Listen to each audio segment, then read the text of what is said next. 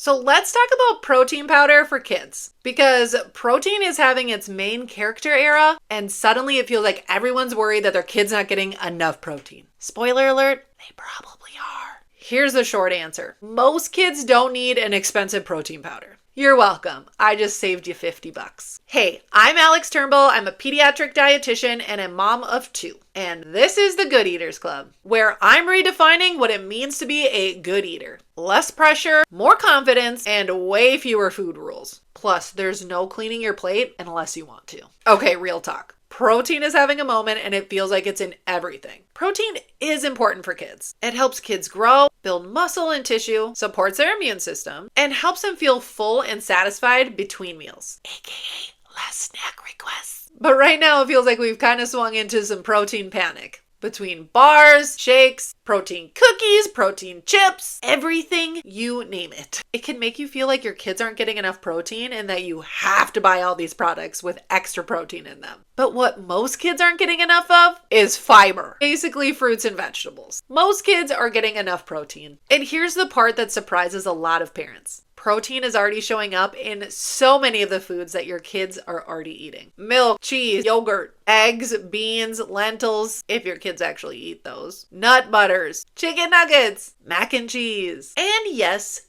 even foods like pasta, pretzels, cereal, and other grain products contribute to some of their protein. So it's likely they're doing just fine. This is me speaking as a mom and a dietitian. Most kids are not walking around protein deficient.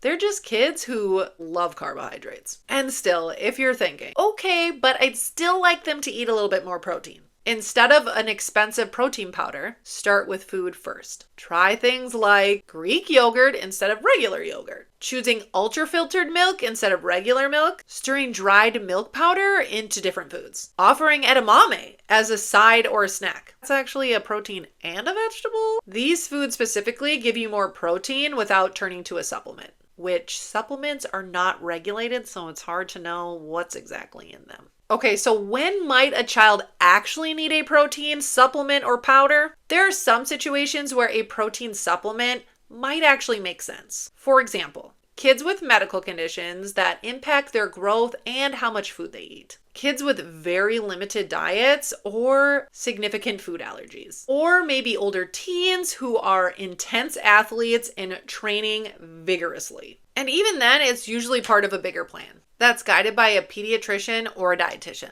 Not something added just because it's trending. Now let's talk about something that's really important when it comes to protein powders for kids. Heavy metals. It's been in the headlines and all over social media, but some protein powders, especially plant-based ones, have been found to contain some amounts of heavy metals like lead, cadmium, and arsenic. Sounds scary. But these usually are naturally occurring and come from the soil, where ingredients like rice, peas, or cocoa are grown. That doesn't mean that all protein powders are dangerous for kids, but kids are smaller than adults, and repeated exposure is what matters. So this is just one reason why most kids don't need a protein powder daily. If you do choose a protein powder, shake, or supplement for your child, here's what I want you to look for. Third-party testing, like NSF or USP, low in added sugar or none at all, but also be mindful of sugar substitutes. No adult megadoses of protein. A short, simple ingredient list, if possible. A little bit of caution with more rice-based ingredients, trying to use it occasionally. Not as a daily meal replacement unless medically necessary.